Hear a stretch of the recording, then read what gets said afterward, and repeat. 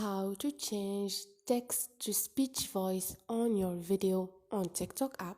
Hi guys, in this video I will show you how to change from text to speech voice for posting on your TikTok app easy and quick. So first thing, go to your TikTok and click on the post icon at the middle. Now record the video you want to post. For example, let's record a video.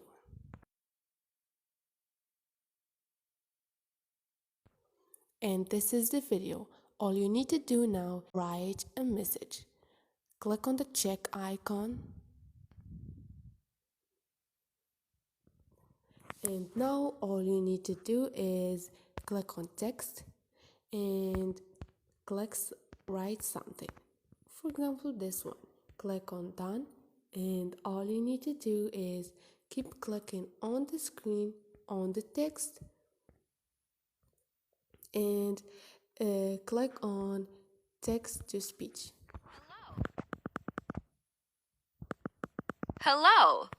And this is it. You can now click on next and post the video easy and quick. So this is it guys. Hope this video was helpful for you. Don't forget to subscribe and like.